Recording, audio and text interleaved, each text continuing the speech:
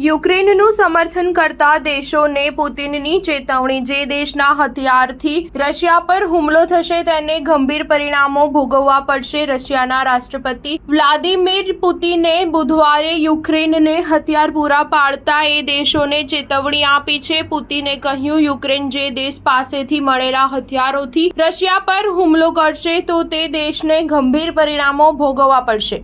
Russian media the Moscow times અનુસાર 2 દિવસ પહેલા કેટલાક પશ્ચિમી દેશોએ યુક્રેનને રશિયા વિરુદ્ધ હથિયારોનો ઉપયોગ કરવા કહ્યું હતું। લાત્વિયાના રાષ્ટ્રપતિ એડગર્સ રિંકીવિક્સ આ મંજૂરી આપનાર પ્રથમ હતા। આ પછી બ્રિટન અને સ્વીડને પણ આવું જ કર્યું હતું। આ સિવાય થોડા દિવસો પહેલા બ્રિટને લાંબા અંતરની સ્ટોર્મ શેડો મિસાઇલ યુક્રેનને મોકલી હતી। આ મિસાઇલ રશિયાની અંદર 250 કિલોમીટર સુધી જઈ શકે છે। એટલું જ નહીં, સ્વીડને સેલ્ફ એક્ટિવ તોપોની ટેકનોલોજી પણ યુક્રેનને મોકલી છે। 24 ફેબ્રુઆરી 2022ના રોજ રશિયા યુક્રેન યુદ્ધ શરૂ થયાને 2 વર્ષથી વધુ સમય વીતી ગયો છે। રશિયાના રાષ્ટ્રપતિ વ્લાદિમીર પુતિને યુક્રેન પર કબજો કરવા માટે હુમલો કર્યો। તે સમયે પુતિને તેને સૈન્ય ઓપરેશન ગણાવ્યું હતું। આ હુમલાને કારણે અત્યાર સુધીમાં 40 લાખથી વધુ યુક્રેનિયન નાગરિકોને દેશ છોડવો પડ્યો છે।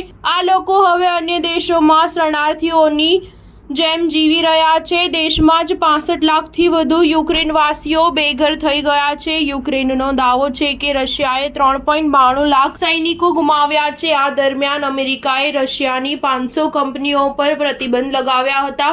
તેના જવાબમાં રશિયાએ પણ યુરોપિયન યુનિયનની ઘણી કંપનીઓ પર પ્રતિબંધો લાદ્યા હતા। સ્ટાર ન્યૂઝ 7 હંમેશા સચ્ચાઈની સાથે।